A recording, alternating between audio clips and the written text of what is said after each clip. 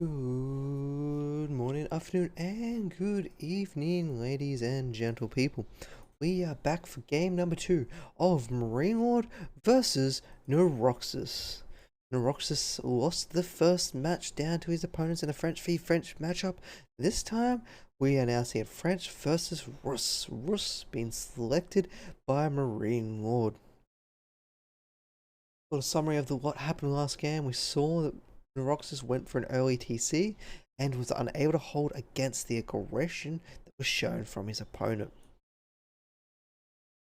And with that Dry Arabia taken down, that meant the next map was selected by Niroxs. So Niroxs has chosen this map. I can't remember the name, but it does have a lot of stealth. And this is one of the greatest things it could be for the French player. Allow him to get on in there and kind of be a little bit of a pain with those knights later on. Or the Rus, because the Rus do like their outposts and also generally have a lot of scouts available, because if they're going for a build where you're trying to capitalize on killing all the hunts and capturing them and bring them back for your own little greed, then, well, the advantage of these forestry is going to be kind of not as strong as you initially thought. We can already see here there are 2 scouts out by the French player. So he built an early scout early on so he can get as many of sheep as possible, and also to try and find these hunts because he wants to stop his opponent from getting any of that additional resources. And well, he's going to see that scout. Oh, and then we go. MarineLorD's got to see that first hunt. He desperately needed that. The second hunt, though, it has been found by Niroxs. Niroxs is going to try and stop this before his opponent can get it off. Oh my god, he's just rapid firing. That scout is just unbelievable. Oh my god, look at him go. Wow. I don't know how he did that. Now this scout's going to follow the other scout and kind of cause a little bit of an issue. He's going to go for these wolves. So, for those of you who don't know, the Rus, they get bonus resource gathering when they kill an X amount of bounty. So bounty is whenever they kill a sheep, or they kill deer, wolves, any kind of Gaia or natural animal on the map. They will get gold for it. You can see MarineLorD kind of kiting some of those wolves over to him at the moment, collecting all of them up so then he can just absolutely demolish them. I kind of like this. He's just going to lure them all back to his base. He might even look again this boar soon. Has he picked up the... No, he hasn't got professional scouts. He does have his hunter's cabin very close to the woodline, so Rus also get bonus gold, or get gold generation from those hunting cabins.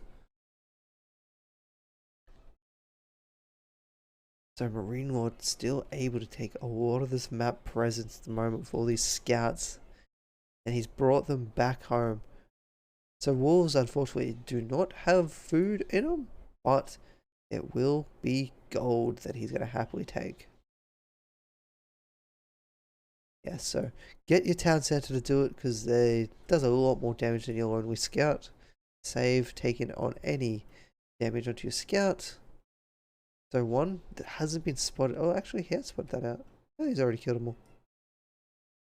So there's 3 hunts. All hunts have been eliminated from the map. So we'll look at our Ross. He's got that tier 2. You can see that there. The harvest rate and the hunting cabins generate gold. He really wants to get that tier 3, but that tier 3 is going to be very difficult at this stage. He does have 2 sheep. That's 10 gold. 11. Don't think he's going to be able to get that 3rd tier of resource gathering. I'm not sure how much wolf gives you. I think it's like 10. Oh, it's 25. Okay. Oh, he's only 90 points away. He's still searching. I think with those sheep, extra sheep just for fun, and potentially that boar, he might be able to get him to that 3rd tier of gathering. And interesting little cabin out in the middle of nowhere. He's trying to collect as many trees as he possibly can. Get that bonus gold income. At the moment, we have a look at Niroxs. Niroxs is going up in age. He is not looking. Oh, yeah, he is looking at picking up some stone. And MarineLorD's got to see this again. He did. He saw this the first time in the first match. He saw that the stone gathering came. Actually, he didn't see the stone gathering. He just saw a TC. But this time he sees the stone gathering. This gives more knowledge to MarineLorD to be able to deal with that. He's going to be going for the Golden Gate. The Golden Gate allows you to pick up supplies every so often. These supplies allow you to trade for favorable prices of these resources. So he's just going to instantly buy the first stone. And it looks like he's going to pick up a second one the next time the supply is available. So he doesn't even have to worry about mining stone. He's just going to go straight for an extra TC with that Golden Gate advantage. This allows his villagers also to be in a lot safer position if there was any kind of aggression coming out from our French player here. The School of Cavalry got put pretty far back in terms of the base.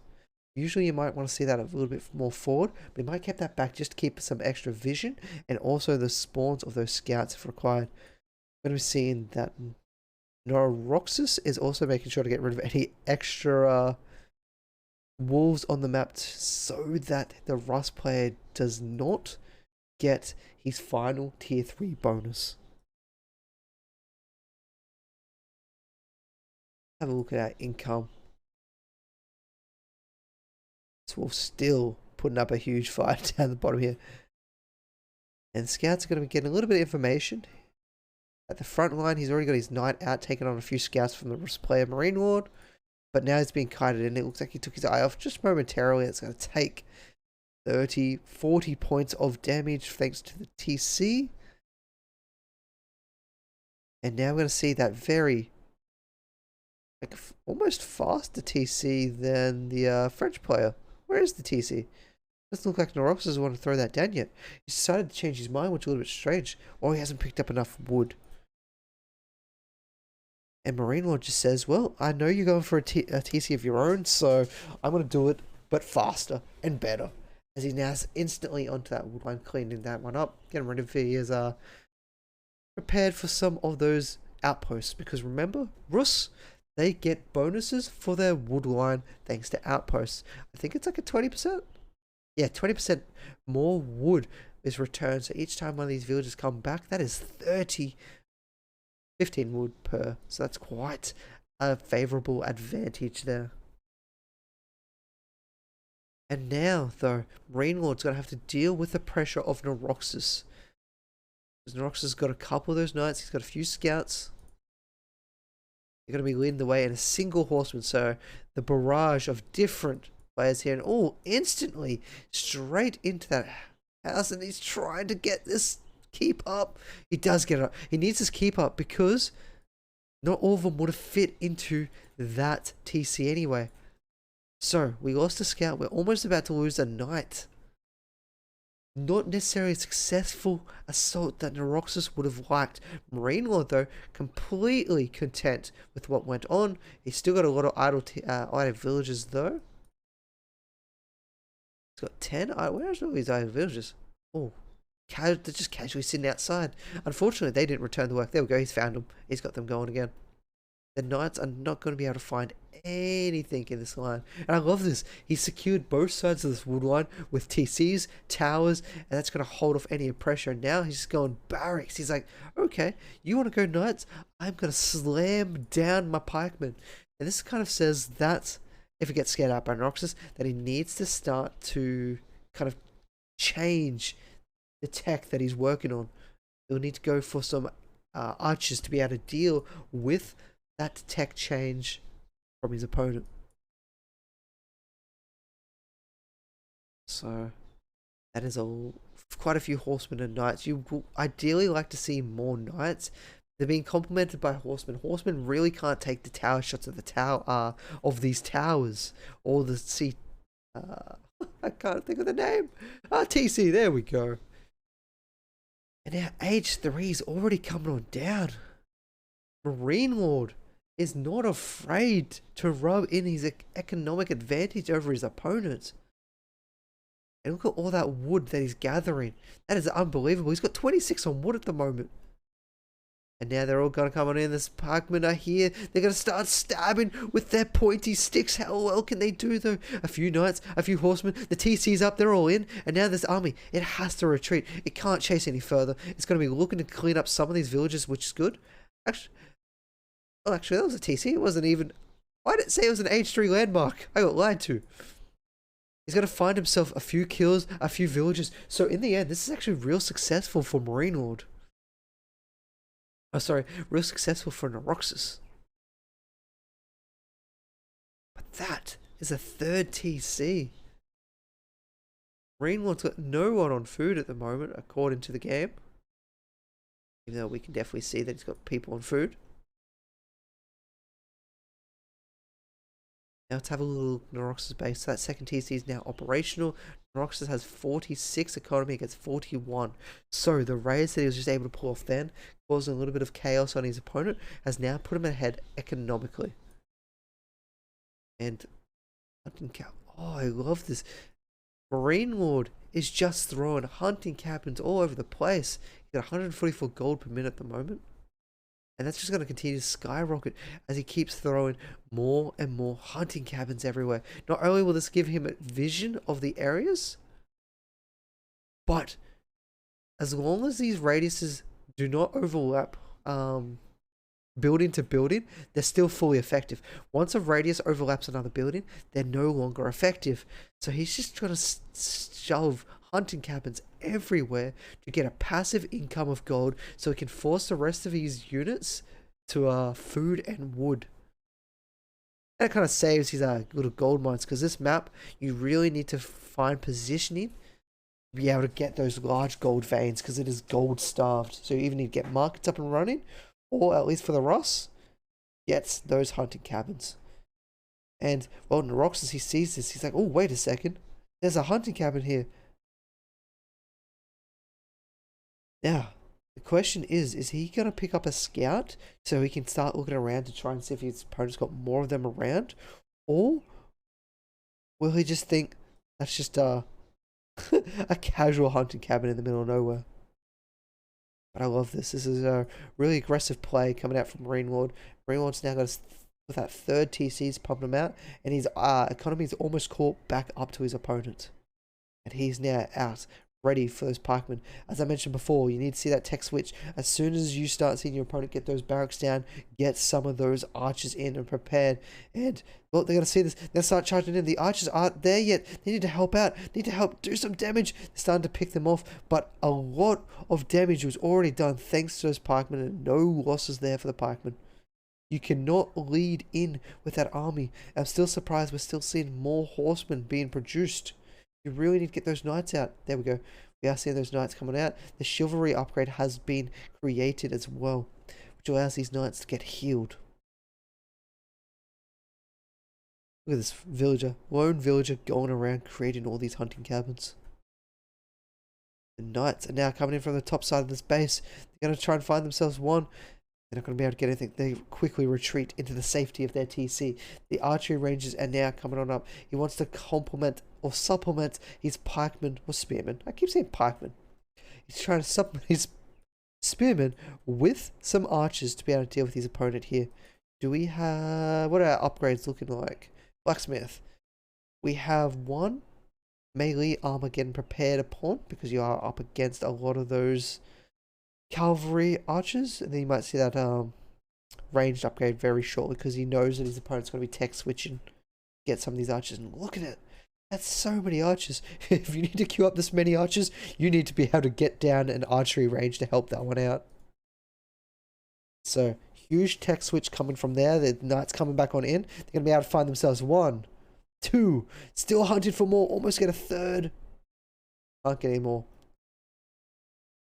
But now they're going to start storming on in. They're all the way in the back here. He's going to find himself an open wood line. He's going to keep going underneath it. But he's taking so much damage. His pathing is getting really ridiculous. He tried to go over the north side, but can't get to it. So he has to go down south. He loses a knight. Well, what's he doing? He's turning back around. The pathing again. It's completely messing with him. And he lost so much thanks to that. The pikemen, if one of the pointy boys gets a stab, they're going to find kills. The tower gets another. Niroxs lost so much there. And now he's also behind in economy because that third TC that's up and running from his opponent with the Abbey of Trinity. I believe this acts as a monastery, so you can get those warrior monks out. It'll be interesting to see if he goes for any of the upgrades first before he gets the warrior monk, or he goes for the warrior monks and then tries to capture some of his sites. We got some rams being prepared. The French are ready to barrel down into this army. The archers are all here. These archers are going to do a lot against their opponent here. There's 15 archers. He needs to get them firing. These knights are taking so much damage. Those pointy boys with their pointy sticks are doing a lot. But the archers are now coming back around. The opponent, though, MarineLorD's got a lot of archers himself. The rams are going on the tower. But there's so much here from Niroxs that he's just walking over his opponents because he tech switched and he got all those archers available. They have themselves a +1 armor. And I think they may also have a +1 offense. No, they don't. Not yet. That'll be a very useful to get at this point in time if you can get that. The rams are starting to do a lot of damage. There's no pointy men left with only archers for MarineLorD. That means he can't really deal with these rams. He's going to have to pull villagers off to try and secure his safety of his village. He's going to get a third ram up and he's going to go for the next TC. He's starting to punish MarineLorD's greed with the town centers. Speaking of greed, still running around throwing hunting cabins everywhere. And look at that.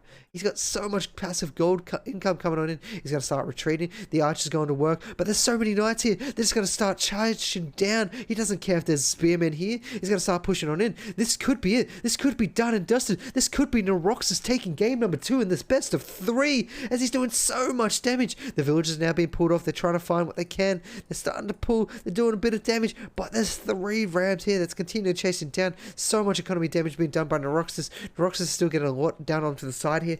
And his passive gold is just absolutely hammering the map at the moment. But, will we get it? Oh, no, he doesn't. He might get a single self knight. He does get a knight. He gets an archer. He's going to lose the relic. But that was just enough to force off his opponents. Surprised he didn't try and get these rams. That would have been 900 wood that went his way. These rams are going to clean up a few of these defensive structures and also get rid of that TC. Niroxs, though, he's still an age behind, don't forget, but he's just completely overwhelming his opponent with military. But now all of a sudden MarineLorD has a superior army. How's his upgrades, though? His upgrades, he's got only +1/+1 on everything. So they're almost even on upgrades.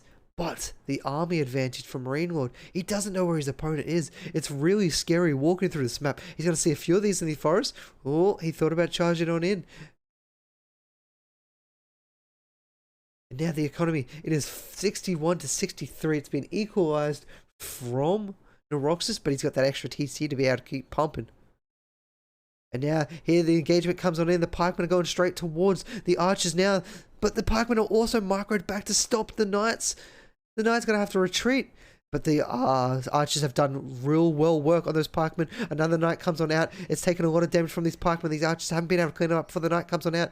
The knight's been microed a little bit. Now the knight is going to go on forward. They're going to start chasing on in. Does he have the vision? They're trying to find it. He does. The knights are now on board with those archers on the run. He's got a few crossbowmen in, which help destroy those knights, but it's not going to be enough. They're going to be completely forced back. He's going to get a completely new set of pikemen ready here, and this could help reinforce this army.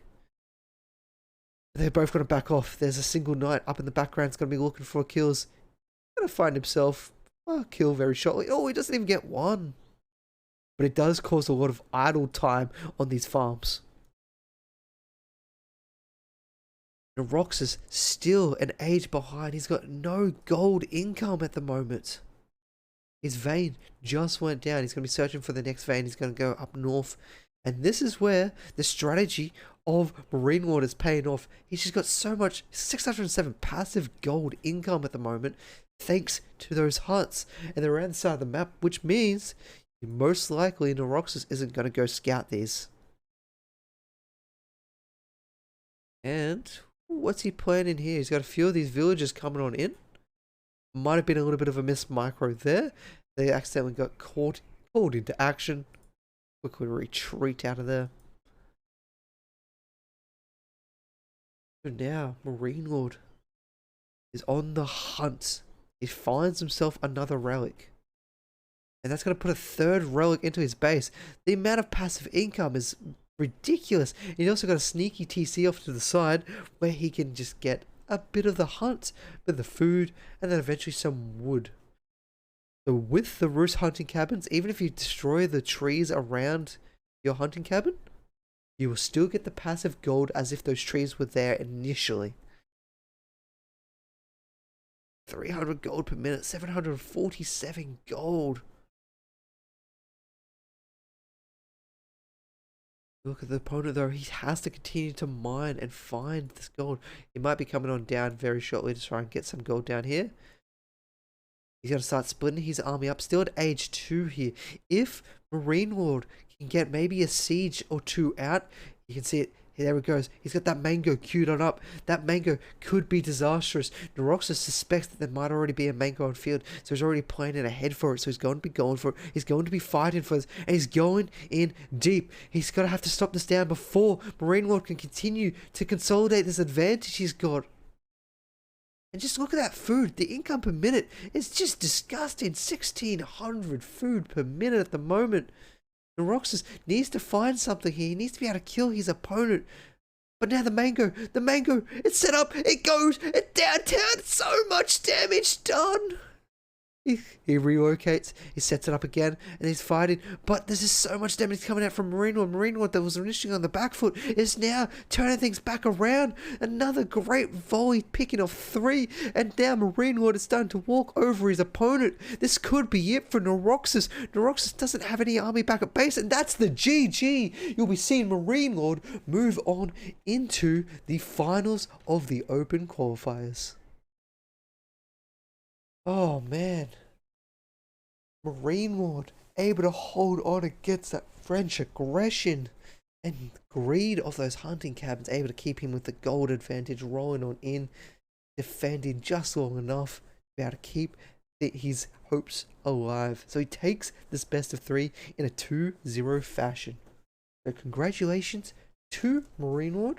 Unfortunately for Niroxs, he got this far, but he will be going home here in the Open qualifiers.